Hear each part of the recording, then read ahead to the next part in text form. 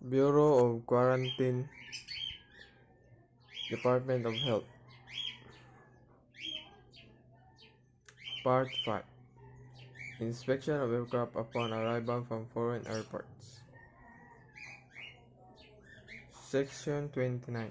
Aircraft to be inspected. All aircraft from foreign airports are subject to be quarantine inspection upon entry in any airport of the Philippines.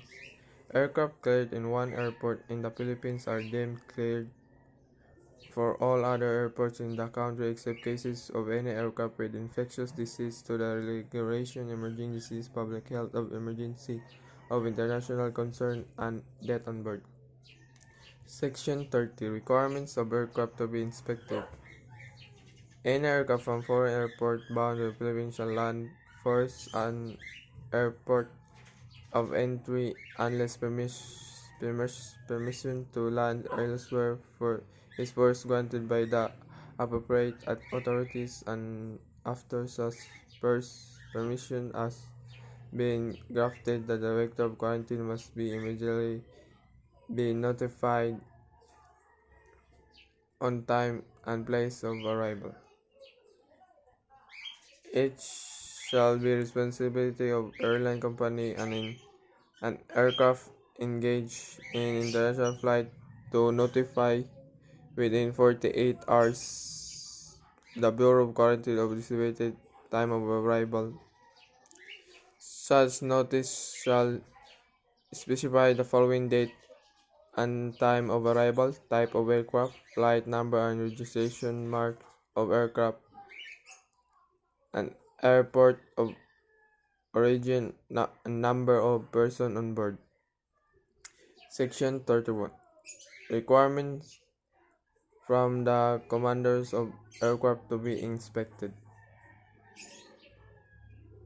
The aircraft commander of the airline representative must inform the Bureau of Quarantine before its arrival the following condition on board: cases of infectious disease to the regulation, emerging disease, and public health emergency of international concern occurring at the airport of origin, person afflicted with illness on board, or a person who is suspected to have an infectious disease subject to regulation or emerging disease and public health emergency of international concern, death death on board from any cause.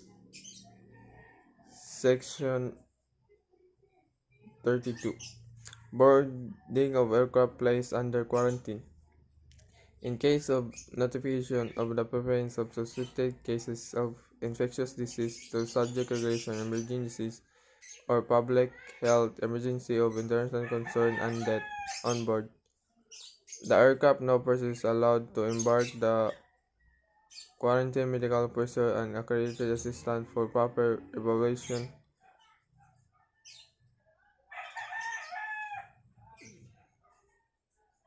the aircraft was regarded a quarantine clearance.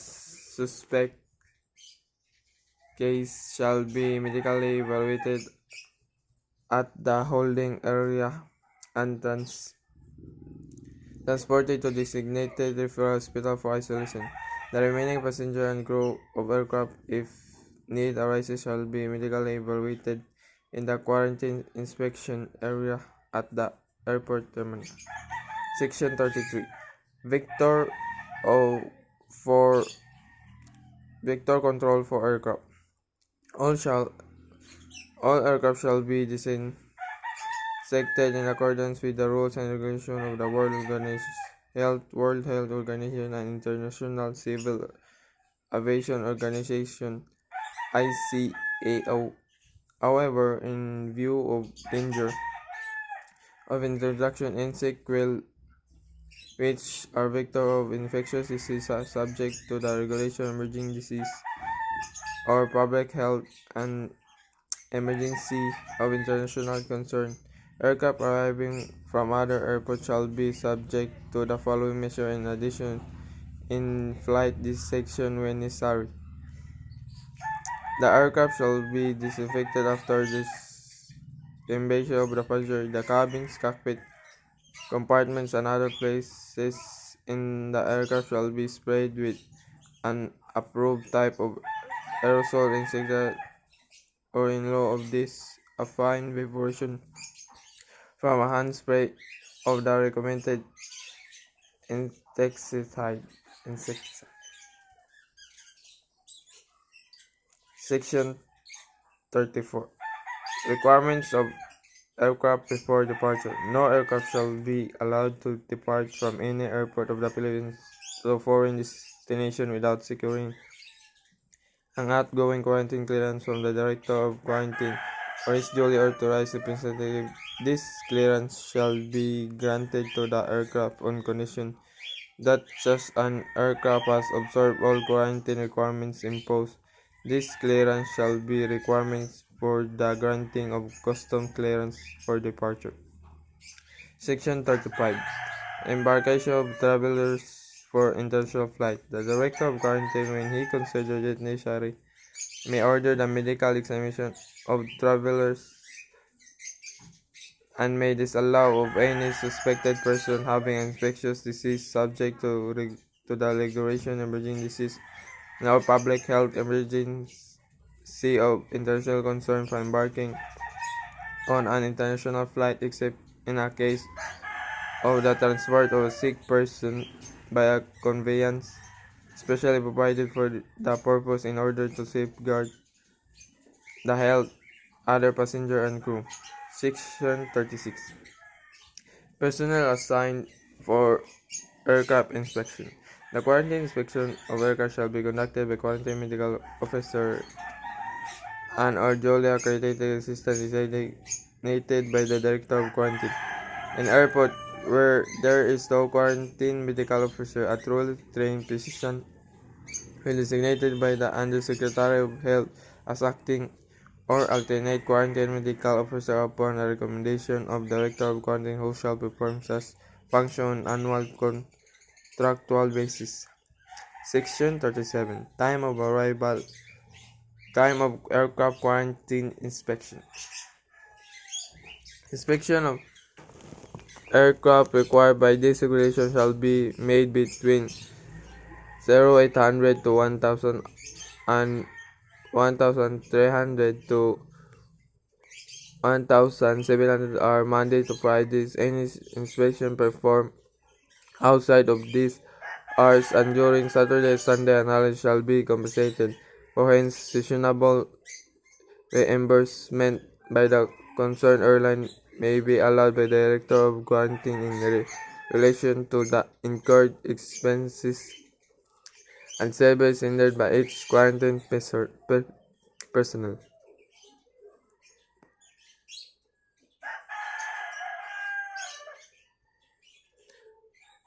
Part 5. Requirements of domestic aircraft.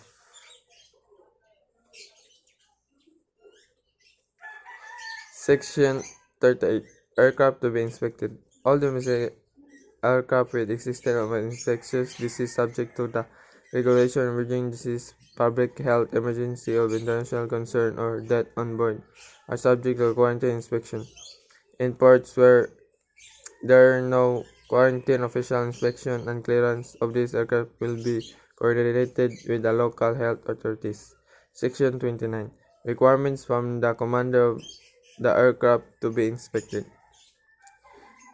The aircraft commander or the airline representative must be informed the Bureau of Quarantine before its arrival the following condition on board.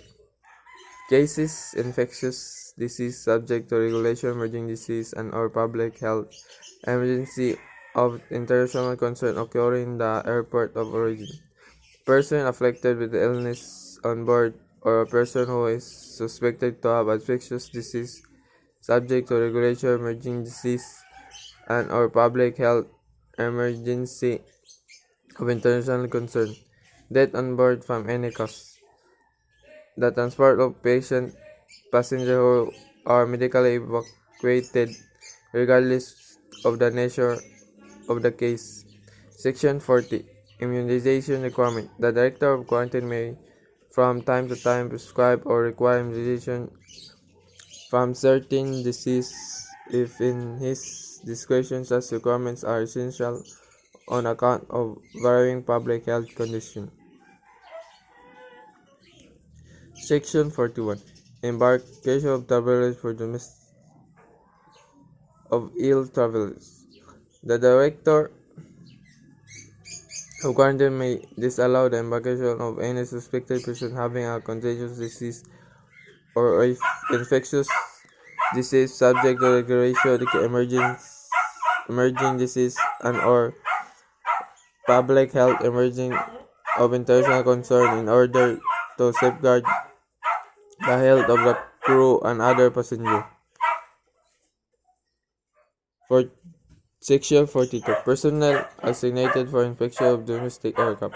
The quarantine inspection of domestic aircraft shall be conducted by the quarantine medical officer and his duly accredited assistant designated by the director of quarantine. In airport where there are no quarantine medical officer, a duly trained physician will be designated by the Undersecretary of Health as acting or alternate quarantine medical officer. Section 43. Boarding of domestic aircraft placed under quarantine. In case of notification of the present suspected case, infectious disease, in subject regulation, emerging disease, public health emergency of national concern, and death of the aircraft, no person is allowed to embark except the quarantine medical officer and his accredited assistant for proper evaluation and management. Disembarkation of other passengers shall be not allowed until such time that the aircraft has been granted a quarantine clearance. Suspect cases shall be medically evaluated at the holding area and transported to a designated referral hospital for isolation. The time remaining passenger and crew of aircraft, if the need arises, shall be medically evaluated in the quarantine inspection area at the airport terminal. Part 7. Detention of conveyance in quarantine. Section 44. Conveyance placed in detention. Any vessel or aircraft which the director of quarantine determines and considered to be infected with disease, subject to the regulation of emerging disease and or public health emergency of international concern, shall be detained in the quarantine. Section 45. Requirements of conveyance in detention. No conveyance under quarantine is allowed to move or maneuver without the permission of the director of quarantine. Vessels under quarantine shall fly a yellow flag while under detention. Section 46. Detention of person. Person on board